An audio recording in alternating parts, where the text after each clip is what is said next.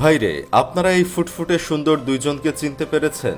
একজন হলো ব্যাটারি গলির কমিশনার লাবু, আরেকজন হলো ব্যাটারি গলির ইন্টারনেট লাইন ব্যবসায়ী শিমুল। দুজনেই অত্যন্ত ভালো মনের মানুষ, যাকে বলে চোর হলেও মাশাল্লাহ স্বভাব চরিত্র ভালো।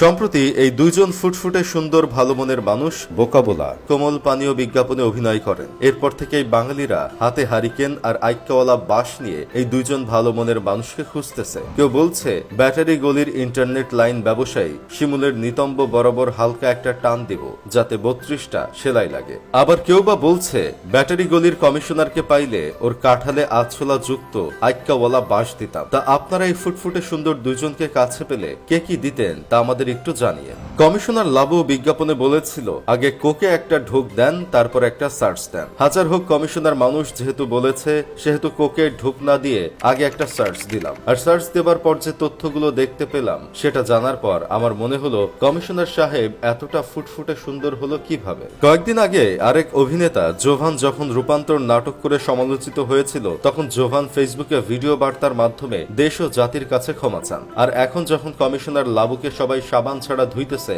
তখন উনি ফেসবুকে পোস্ট করেন, আমি একজন নির্মাতা এবং অভিনেতা হিসেবে সবার কাছে পরিচিত। বিগত 2 দশক ধরে আমি নির্মাণ ও অভিনয়ের সাথে জড়িত। সম্প্রতি কোকাকোলা বাংলাদেশ আমার সাথে তাদের একটি বিজ্ঞাপন নির্মাণ এবং অভিনয় করার জন্য নিয়োগ করেছিল। আমি শুধুমাত্র তাদের দেয়া তথ্য ও উপাত্ত দিয়েই কাজটি তুলে ধরেছি। বিজ্ঞাপনটি প্রচার হবার পর থেকে আমি আপনাদের অনেক মিশ্র প্রতিক্রিয়া লক্ষ্য করছি এবং আপনাদের প্রতি সম্মান জানিয়ে আমি আবারও বলতে চাই, কাজটি শুধুই আমার পেশাগত জীবনের একটি অংশ মাত্র। এখন আমার কথা হলো, আপনি অভিনেতা বলে কোনো সঠিক তথ্য না জেনেই যেখানে খুশি সেখানে অভিনয় করে ফেলবেন। আপনাকে তো লাখ লাখ মানুষ ফলো করে, আপনার একটা ভুল বার্তা লাখ লাখ মানুষের কাছে মুহূর্তেই চলে যাবে, সেটা কি আপনি জানেন না? কমিশনার সাহেব এতটা অবুঝ হলে তো হবে না। বিজ্ঞাপন শেষে টাকাটা নিশ্চয়ই ছ্যাপ দিয়ে ভালোভাবে গুনে নিয়েছেন। তাহলে বিজ্ঞাপন করার আগে বিজ্ঞাপনের তথ্যগুলো ভালো করে যাচাই করে নেননি কেন? এখানে সত্যতা কতখানি ছিল সেটা কি জানেন? আর ব্যাটারি গলির ইন্টারনেট ব্যবসায়ী শিমুল, আপনি এতদিন লামিয়ার সাথে টাঙ্কি মারতেন, এরোর কাঠালে খুর দিয়ে টান মারতেন, বিভিন্ন চুরি চামারি করতেন, এটাই তো ভালো ছিল।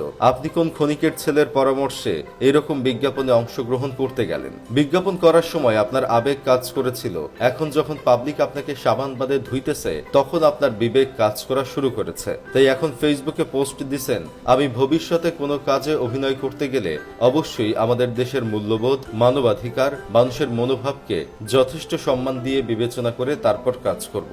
আমি মাত্র আমার জীবনের পথ চলা শুরু করেছি। আমার এই পথ চলায় ভুল ত্রুটি ক্ষমাসুলভ দৃষ্টিতে দেখবেন এবং আমাকে ভবিষ্যতে একজন বিবেকবান শিল্পী হয়ে ওঠার জন্য শুভ কামনায় রাখবেন। আমি বুঝি না ভাই, আপনারা অভিনেতা অভিনেত্রীরা কি পাবলিকদের বোকা চুম্মা মনে করেন? যাই হোক, শেষমেশ আমি গোলাম হোসেন একটা কাজের কথা কই। আপনারা পাবলিক ফিগার, 10 জন মানুষ আপনাদেরকে চিনে, আপনাদের কাজ নিয়ে আলোচনা করে। আপনাদের উচিত কোনো পদক্ষেপ নেওয়ার আগে 2 বার অন্তত ভাবা। তা না হলে যারা আপনাদের মাথায় তুলে রাখে আপনার বিবেকহীন কাজের জন্য, তারাই আপনাকে পায়ের কাছে ফেলবে।